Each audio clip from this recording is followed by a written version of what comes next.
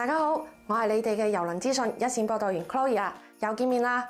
最近加國郵輪界嘅一大好消息，莫過於係我哋加國交通部終於官宣咗關於喺加拿大登船或者停靠嘅具體衛生安全協議啦。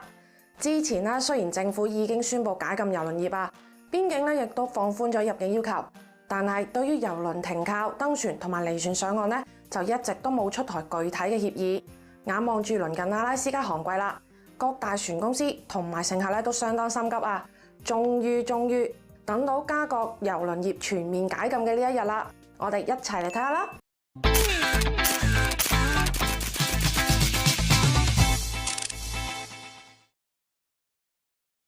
最近交通部宣布咗郵輪業防疫規則 ，Chloe 就幫大家睇咗下，大致上就係參考目前 CDC 嘅衛生安全協議嚟制定嘅。畢竟有先例啊嘛，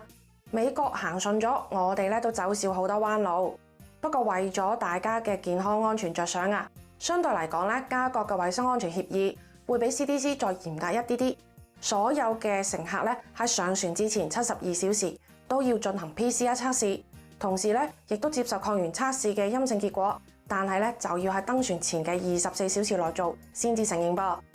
測試結果需要喺指定嘅網站或者係 App 度打卡登記。除咗特殊豁免嘅旅客同埋12歲以下嘅小朋友之外，船上邊嘅乘客同埋船員都必須要完全接種疫苗，先至允許喺加拿大離船上岸觀光啊。對於跨國嘅旅客或者係回程翻嚟加拿大嘅居民都需要喺入境加拿大之前72小時進行 PCR 測試，或者喺入境前24小時內進行抗原測試。Princess 就派加勒比公主號將於今年嘅4月6號率先停靠加拿大，帶頭開啟今年嘅阿拉斯加寒季啦。今年阿拉斯加寒季真係好熱鬧啊 ！Princess 宣布將會部署6艘船行阿拉斯加。最新嘅 Discovery Princess 會同 Crown Princess 一齊從西雅圖出發，行8日7夜嘅 Inside Passage， 而往返溫哥華同埋惠提爾8日7夜嘅航次將會由 Majestic Princess、Royal Princess 同埋 Grand Princess 來運營。Ruby Princess 就會從 San Francisco 出發喺 Inside Passage 巡航，而 Enchanted Princess 同埋 Caribbean Princess 就會喺7月到10月期間行加拿大同 New England 嘅航次。而另一個關於疫情解禁嘅消息就係夏威夷正式放寬咗入境限制啦。夏威夷從2020年10月開始實施安全旅行計劃以嚟目前係唯一一個仍然係保持全州室內佩戴口罩規定嘅州。而隨住75%嘅居民已經接種咗疫苗，加上病例嘅減少、住院人數嘅下降，夏威夷亦都宣布將會從3月26號起取消室內口罩令，成為美國最後一個取消室內口罩令嘅州份啦。而美國公民更加係無需出示疫苗證明、無需病毒測試證明、無需隔離就可以去夏威夷玩啦。而國際旅客目前要前往夏威夷嘅話，仍然都係需要出示疫苗證明同埋24小時內檢測陰性報告嘅。俾個 tips 大家啦 ，Norwegian 係有行夏威夷嘅航線㗎，仲唔快啲衝衝衝！隨住疫情受到控制，除咗邊境限制放寬，郵輪公司亦都不斷放寬防疫規定。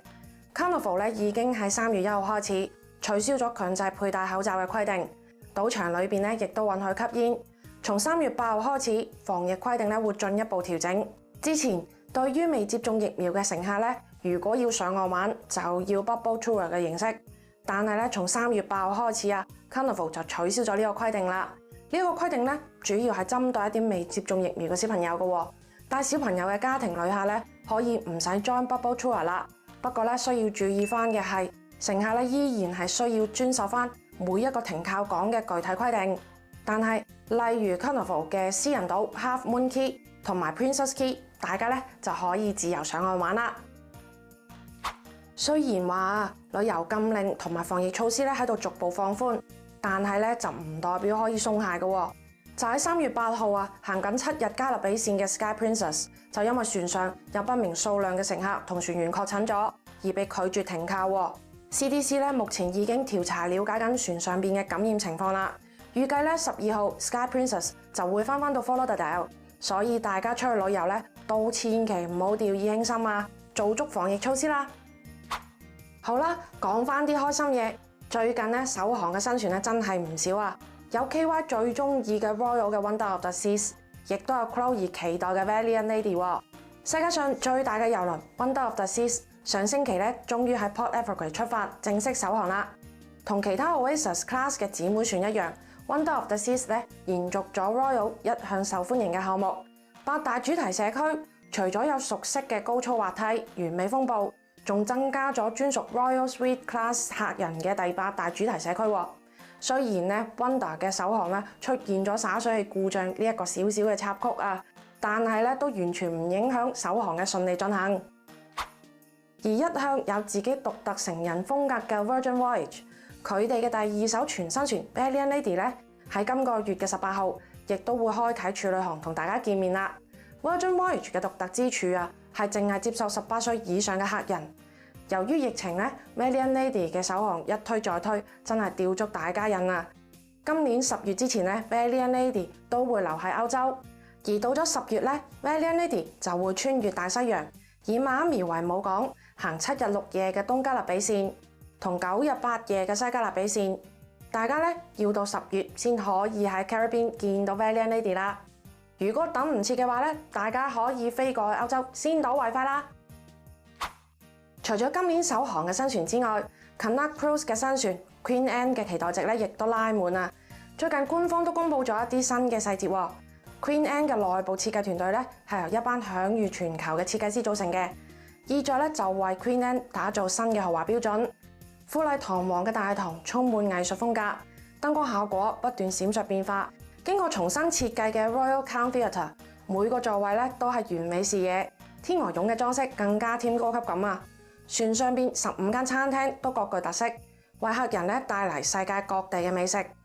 皇后套房咧非常闊落，裏邊有餐廳、廚房、衣帽間，可以欣賞到海景嘅大浴室同埋超大嘅露台。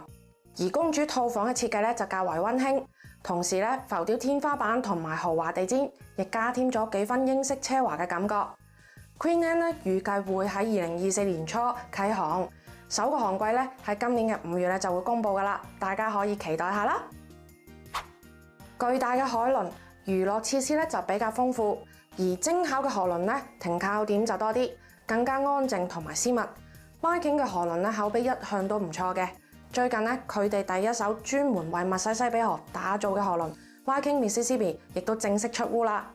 Viking Mississippi 最大載客量386人，提供193間客房。裝修風格以簡潔清爽嘅北歐設計為主，最大嘅倉房面積咧有成1000平方尺㗎，最細嘅咧都有268平方尺。每間客房都設有露台、落地玻璃窗，浴室仲配有加熱嘅地板。雖然河輪咧就唔似得海輪咁巨型，好似一座移動城市咁，但係咧公共空間絕對唔輸蝕㗎，無邊泳池、特色餐廳、圖書館、表演活動一樣都唔會缺少。Viking Mississippi 咧預計會喺今年正式投入服務，首個航季預期咧就會為密西西比河帶嚟17600名旅客，停靠港包括美國7個州。有興趣嘅朋友仔可以去體驗下密西西比河嘅風光啦。Oceania Cruise 舊年9月推出嘅環球航線咧喺發售當日就賣晒啦，而喺上個星期 Oceania Cruise 就推出咗新嘅2024年180日嘅環球航次，同埋4條72日到82日不等嘅亞太地區長航線。環球航線正式開售先30分鐘就被一搶而空啦。